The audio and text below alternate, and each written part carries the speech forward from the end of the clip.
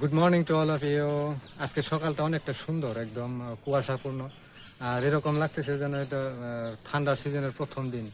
তো দেখে অনেকটা ভালো লাগতেছে। তো আজকে আপনাদেরকে একটা টেকনিক দেখাবো, যেটা আপনারা ফলো করলে এই মালবেরি গাছ থেকে আপনারা প্রায় সারা বছর ফল খেতে পারবেন।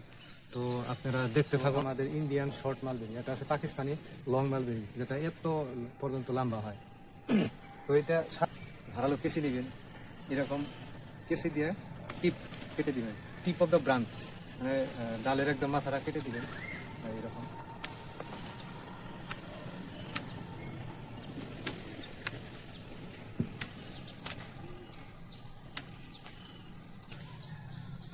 কেটে দেওয়ার পরে পরের কাজ হলো, যেগুলো পাতা থাকবে, পাতাগুলোর মোটামুটি 90% পাতা কেটে ফেলে দিবেন।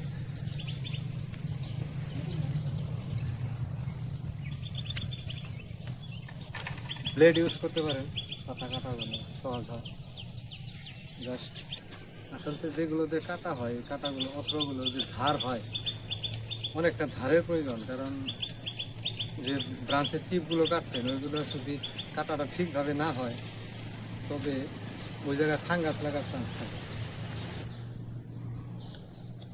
এই বাটগুলো যে আছে, সেই বাটগুলো ফুটবে, নতুন পাতা বের হবে, সঙ্গে ফুল ফল বের হবে। আর এই ফলটা প্রথমেতে গ্রিন কালার থাকে, তারপরে রেড, আর একদম পাকার পরে ব্ল্যাক কালার হয়।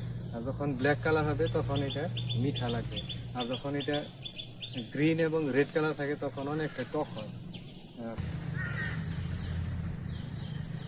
পাতাগুলো আসলে এক জায়গায় জড়ো করে ওটা বাইরে ফেলে দেওয়াটা ভালো ছিল, কারণ ছাত্রা লেত্রা হলে অনেকটা দেখতে ভালো লাগে না, আর খুবই খারাপ বাজে দেখা যায়। তো আসলে এগুলো বাইরে ফেলা উচিত ছিল। আমার ছাত্রা আসলে আগেই লেত্রা ছিল, যার জন্য আমি আর অতটা গুরুত্ব দিই যে এটা লেত্রা হোক, পরে একবারে সাফা করে দিই। আর ছাদটা পরিষ্কার থাকলে খুব সুন্দর লাগে, যখন আপনি ভাটিবেলা ছাদে উঠবেন না, দেখে মনটা একদম ভরে যাবে।